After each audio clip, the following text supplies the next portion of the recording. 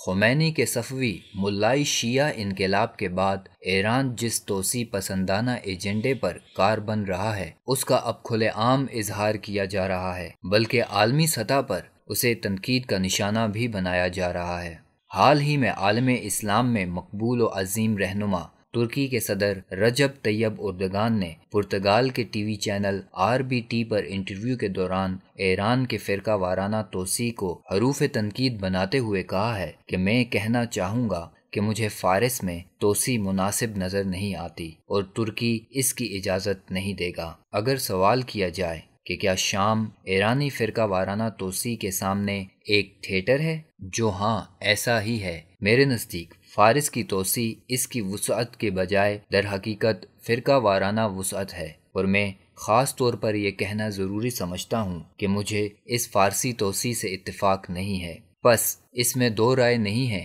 کہ اگر سعودی عرب، عراق، یمن، بحرین، لبنان اور شام سمیت دیگر مسلم ممالک میں جاری خانہ جنگی اور غیر یقینی صورتحال کا جائزہ لیا جائے تو اکثر تنازعات میں ایران کی انگلیوں کے نشان نظر آتے ہیں، جبکہ پورے خطے میں ایران سیاسی اور ابلاغی شعبوں میں متحرک، تیل کے حوالے سے سرگرم اور ہتھیار کے علاوہ فرقہ وارانہ بنیادوں پر بھی فعال ہے۔ دوسری طرف یہ بات بھی اظہر من الشمس ہے کہ ایران رجیم نے خمینی انقلاب کو پڑوسی ممالک تک وسعت دینے کے لیے بھرپور وسائل کا استعمال کیا، جس نے سب سے زیادہ وطن عزیز پاکستان کو متاثر کرتے ہوئے پرتشدد فرقہ وارانہ تنازعات کو جنم دیا ہے۔ بلا شبہ ایران اس حوالے سے تاحال پاکستانی شیعہ کمیونٹی کو کمال عیاری سے پاکستان دشمن سرگرمیوں کے لیے استعمال کر رہا ہے، جبکہ بحرین کے فسادات ہوں یا لبنان حکومت کو کمزور کرتے ہوئے حزب اللہ کی پشت پناہی، یمن کے حوثی باغیوں کو اسلحہ کی فراہمی ہو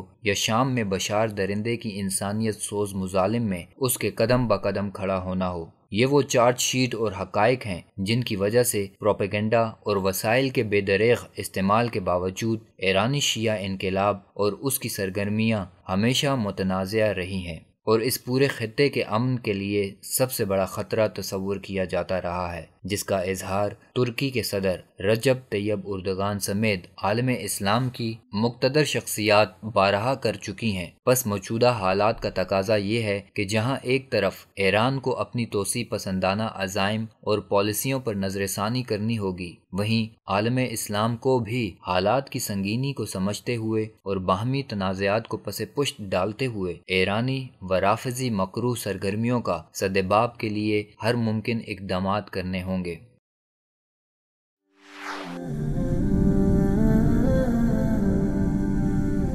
وصال اردو،